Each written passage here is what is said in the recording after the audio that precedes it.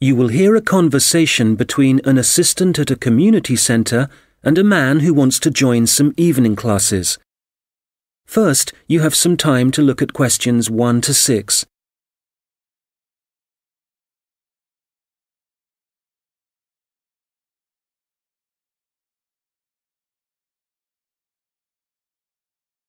Hello, Eastwood Community Centre. Oh, hello. My name's Andrew Dyson. I'm calling about the evening classes you offer. OK, Mr Dyson. Are there any classes in particular that you're interested in? Yes, you've got a class called Painting with Watercolours, I believe. That's right. It's a popular class, so this term it'll be moving to the hall, so they've got more room. Right. I know it's on Tuesdays, but what time exactly? It was 6:30 last term, but let me just have a look at the details. OK, it'll be 7:30 this time. Probably it suits more people. Well, it's my wife who's really interested, and that'll be good for her because she's home from work by 7:15. That'll give her just enough time to get there. What does she need to bring? OK, well, paints are provided by the tutor, I know that. The information says she'll need just a jar for water and some pencils for drawing. There are also lots of aprons here, so she needn't worry what she's wearing. And the cost for 4 classes is $45, including paints, as I said. OK. Now, we're both quite keen on the Maori language class.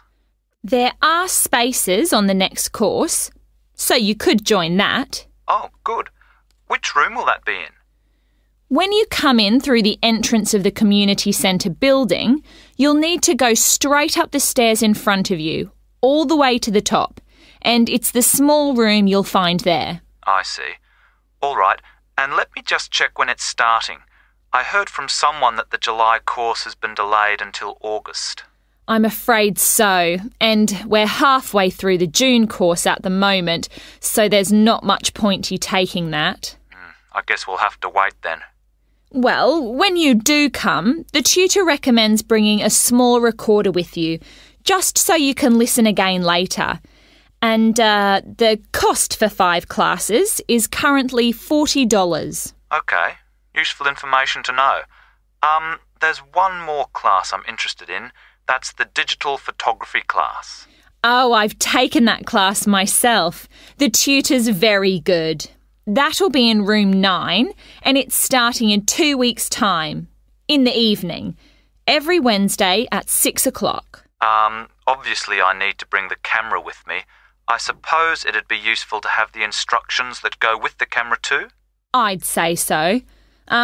Some people bring along a lot of accessories like extra lenses, but there's really no need for this class. It's mainly focusing on composition, really, and getting the most out of the basic camera. That's exactly what I need. And how much does it cost? Let's see. For 4 classes, it's $35. But if you take 8, it works out as $55. So you're making a bit of a saving. $15, that is. I see. Before you hear the rest of the conversation, you will have some time to look at the questions 7 to 10.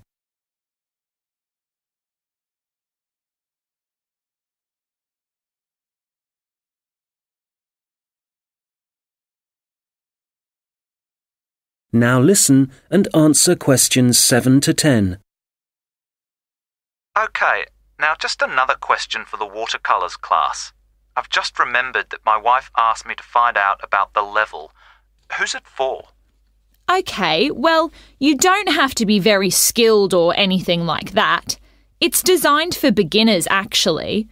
People who might see art as a hobby rather than as a professional opportunity. That sounds like my wife. And, who do I talk to if I want to find out some more about the Maori language classes?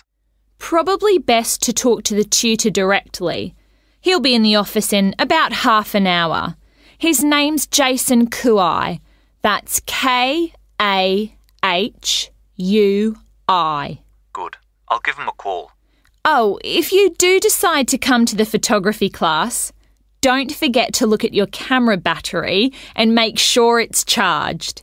I know it sounds obvious, but I've seen a few people suddenly find the cameras stopped working right in the middle of class. Yes, I can imagine it'd be easy to forget that. Oh, that reminds me. In the final week of the photography course, is it right that there's a visit to a show in the local area? I work in the city, you see, so I might have to come home early for that one. Yes, they'll decide the date once the class has started. Is there anything else I can... That is the end of section 1. You now have half a minute to check your answers.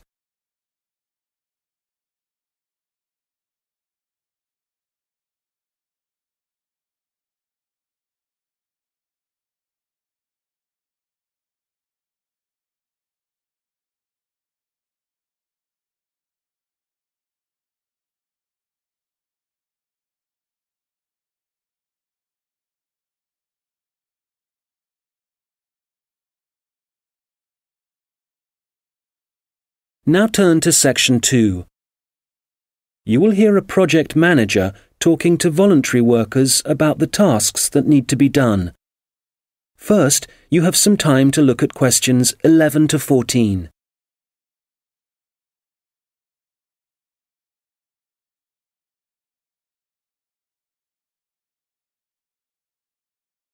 Good morning. It's great to see so many people here. Thank you all very much for coming. Well, as you know, the community gardens at Hadley Park are really not looking as good as they should. Quite bad, really. And although the local council has a budget to deal with some of the problems, we do need volunteers for other tasks. If you don't mind, I'm going to divide you into 2 groups. So everyone on this side of the room is Group A, and the rest of you are Group B. So, Group A, there are a couple of things we'd like you to help with. First of all, don't worry about any litter or empty bottles you see lying about. One of the local schools has offered to help out with that as part of their own environmental project. The priority for you will be to give us a hand with the new wooden fencing. It needs constructing along parts of the bicycle track, as there are parts which have now fallen down or broken, as I'm sure you've seen. You've probably also noticed that some of the pathways that come from the bicycle track are quite narrow, and there are plans to make them wider, but the council will be dealing with that later in the year. And they've also promised to produce some informational signs about the plants in the gardens. Hopefully, they'll be up in a few weeks' time. The other thing we're doing is getting rid of some of the foreign species that are growing in the gardens and putting back some native plants and trees. So you'll be doing some digging for us and getting those into the ground. So, Group A, there's some items you'll need to bring along with you. I was going to say raincoats, but the forecast has changed, so you can leave those at home. I'd definitely recommend a strong pair of boots. Waterproof would be best. It's quite muddy at the moment, and your own gloves would also be advisable. Tools will be available, spades and hammers, that kind of thing. You just need to make sure they go back in the trucks. And, there's no need to worry about food and drink, as we'll be supplying sandwiches and coffee, possibly some biscuits even. Before you hear the rest of the conversation, you will have some time to look at the questions 15 to 20.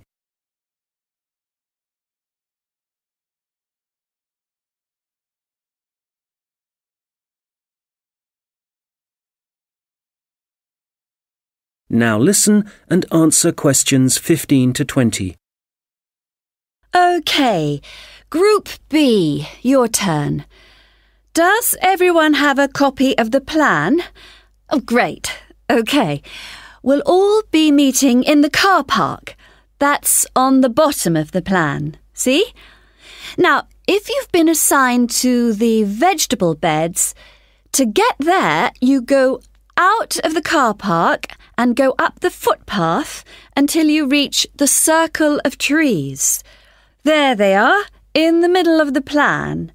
And you see that the footpath goes all the way around them.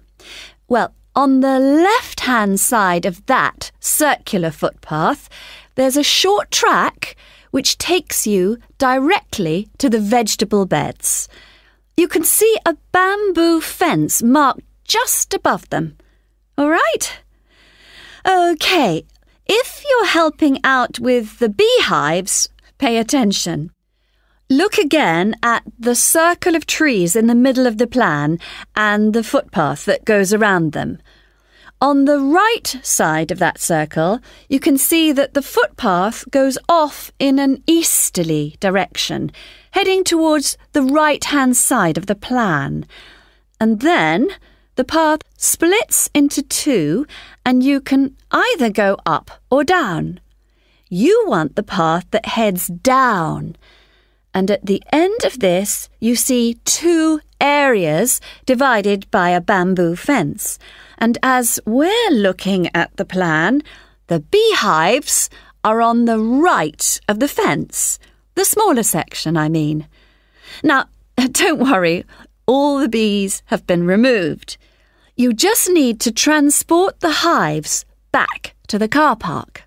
OK, for the seating, look at the circular footpath.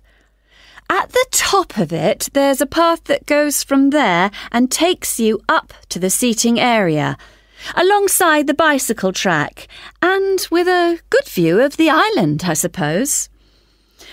OK, if you're volunteering for the adventure playground area, let's start from the car park again and go up the footpath, but then you want the first left turn. Go up there, and then you see there's a short path that goes off to the right. Go down there, and that's the adventure playground area, above the bamboo fence. That fence does need repairing, I'm afraid. Right, what else? Oh yes, the sand area. We've got that circular footpath in the middle. Find the track that goes east, towards the right-hand side of the plan, and where that track divides, you need the little path that goes up towards the bicycle track. The sand area is just above the bamboo fence there. And finally, the pond area.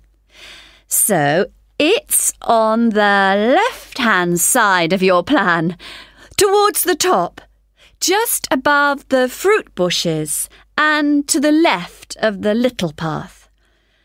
OK, as I said already, hopefully we'll be... That is the end of section 2. You now have half a minute to check your answers.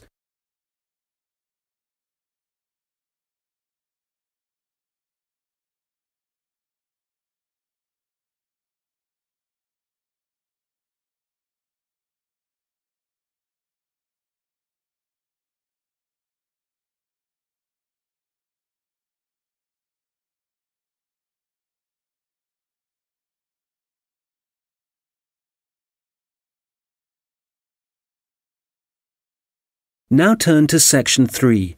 You will hear two students discussing a presentation they are going to give. First, you have some time to look at questions 21 to 25.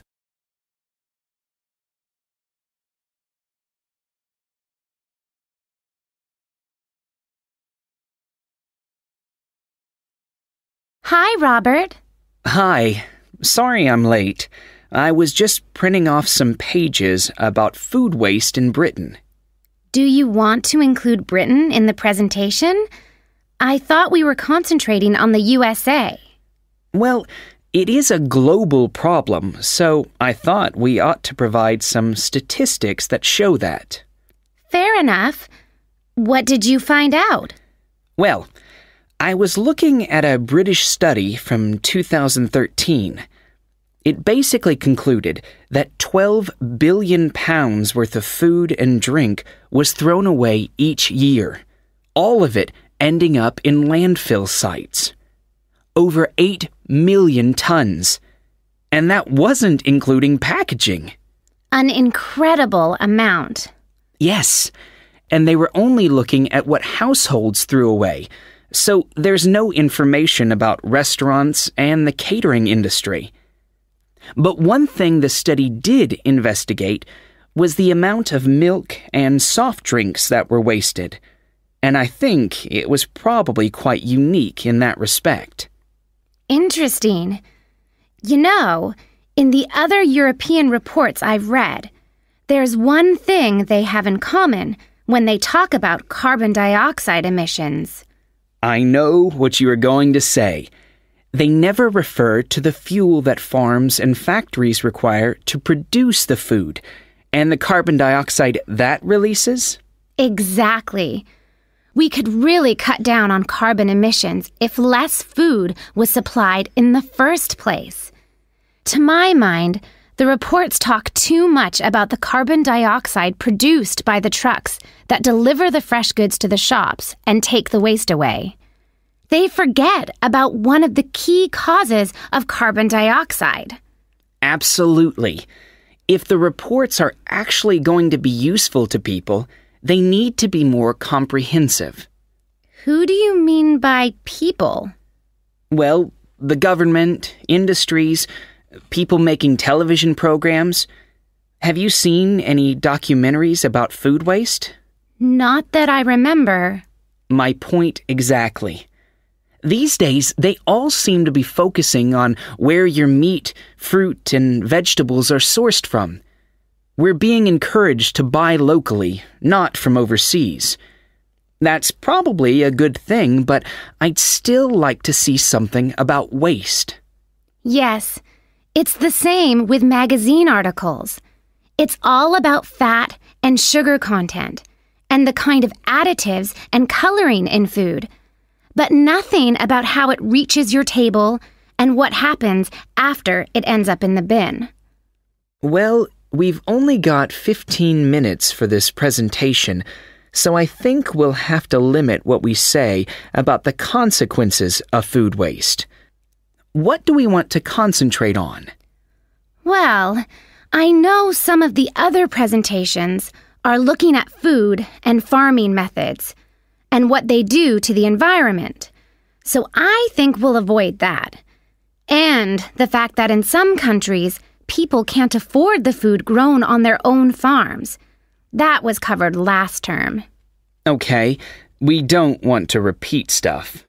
What concerns me above all else is that in a recession, governments should be encouraging business to find ways to cut costs. Apparently, supermarkets in the USA lose about 11% of their fruit to waste. That's throwing money away. All right, we'll focus on that problem. It should get the others' attention anyway. Now, how do you want to begin the presentation? Let's not start with statistics, though, because that's what everybody does. I agree. How about we give the other students a set of questions to answer about what they suspect they waste every day? I'm fine with that. Probably a better option than showing pictures of landfill sites. It'll be more personalized that way. All right. Now let's start.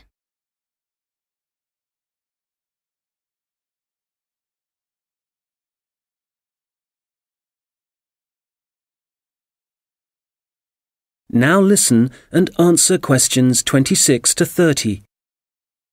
Okay, shall we now have a look at the projects that different researchers and organizations are working on? For me, the project I really liked was the one at Tufts University. You know, where they've invented tiny edible patches to stick on fresh foods that show you what level of bacteria is present, and so whether you can still eat it. It's a great idea, as it tells you if you need to hurry up and eat the food before it goes off. The other good thing about the patches is that apparently they'll be cheap to manufacture. Good. Then the other thing I thought was great was the Massachusetts Institute of Technology project. I hadn't seen that. Well, they've developed these sensors that can detect tiny amounts of ethylene. Ethylene is the natural plant hormone in fruit that makes them turn ripe, apparently. The researchers think that they can attach the sensors to cardboard boxes, and then supermarkets can scan the sensors with a portable device to see how ripe the fruit inside is. That's got to be a quicker way to check for ripeness than taking each box off the shelf and opening it. Definitely. And I thought that LeanPath was worth mentioning too. Their waste tracking technology means that caterers can see how much food is being wasted and why. That'll increase profits for them eventually. Yes. And did you read about 0%? They've produced this smartphone application that allows restaurants to send donation alerts to food charities. The charities can then pick up the unwanted food and distribute it to people in need. In the long run, that'll definitely benefit poorer families in the neighborhood. No kid should go to school hungry. I agree. And I read that quite a few local governments in the USA are thinking about introducing compulsory composting in their states. So you can't put any food waste into your rubbish bins, just the compost bin. Well, I guess that means a bit more work for people.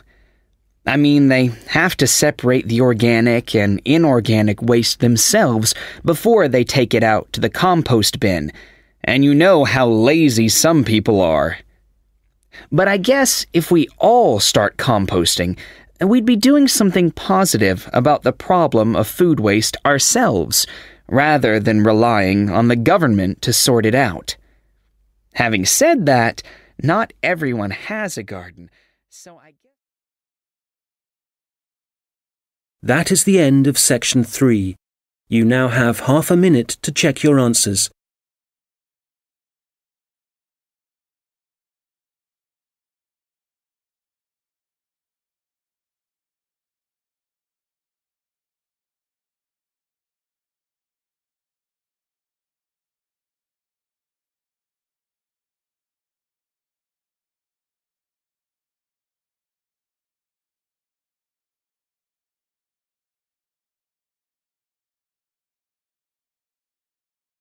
Now turn to section 4.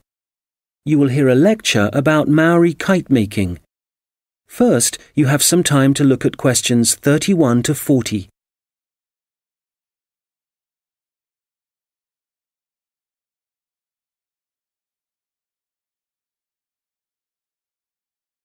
Now listen carefully and answer questions 31 to 40. Well, good morning, everyone. As you know, we've been looking at different kinds of art and craft that were practiced by the Maori people of New Zealand, at least before the Europeans began to arrive in the 18th century. So, the focus of this lecture is kite making, how the kites were made, their appearance, and the purposes they served. Well, let's start with the way they were made. As with other Maori artistic traditions, kite making involved certain rituals. So, firstly, only priests were allowed to fly and handle the largest, most sacred kites. There were rules, too, for the size and scale of the kites that the priests had to follow, and during the preparation of both small and large kites, food was strictly forbidden. In terms of appearance, kites were frequently designed in the image of a native bird, or a Maori god, and sometimes, perhaps less often, a well-known hero. You can imagine that when Maori first arrived in the new country, in New Zealand, it may have taken some time to find suitable materials for their kites. But, through trial and error no doubt, they found plants and trees that provided bark and even roots that they could use to make the frames and wings of their kites. And after the frame had been constructed, the kite then had to be decorated. For this, the priests used long grasses, and these, when the kite was in the air, would stream along behind it. They also used a variety of feathers to add colour to their creations. Well, all this meant it was easy to see a kite in the sky, but you could also hear Maori kites. They could be quite noisy indeed, and this was because some priests liked to hang a long row of shells from the kite. You can imagine how they'd rattle and clatter in the wind, how they might completely capture your attention. As I said before, the most common image was probably a bird, and that's the same for other kite-making cultures. But the kites were designed in particular shapes. So, there were kites that were triangular, rectangular, and also shaped like a diamond. And some of them were so large it would actually require several men to operate them. Some of the kites were also covered in patterns, and to make these patterns, the Maori used different pigments of red and black, and these were either made from a charcoal base or from red-brown clay which had been combined with oil obtained from a local species of shark. Now, before I forget, if you have a chance, do visit the Auckland Museum, because they have the last surviving Birdman kite on display. This is the kind of kite that has a wooden mask at the top of the frame. It's a mask of a human head, and you can clearly see it has a tattoo and also a set of teeth. Quite impressive, and a good example of Maori craftsmanship and symbolism. Right, turning to the purpose and function of the kites. They certainly had multiple uses. Primarily, the flying of kites was a way of communicating with the gods, and when the kites rose into the air, the Maori used them to deliver messages, perhaps requesting a good harvest, good fortune in war, a successful hunting expedition. So these kites were incredibly valuable to a community, treasured objects that one generation would pass to the next. People would also fly kites for other reasons. For example, to attract the attention of a neighbouring village. This was done when a meeting was required between Maori elders, a convenient method indeed. And finally, when it comes to war, there are traditional stories that describe how when a Maori warrior found himself surrounded by his enemies, a kite could actually provide the possibility of escape. The kites were powerful enough to take a man up into the air, and for this reason, they could also be used to lower him into enemy fortifications so that an attack could begin from the inside. Well, I'm happy to say there seems to be a revival and growing interest in kite making, and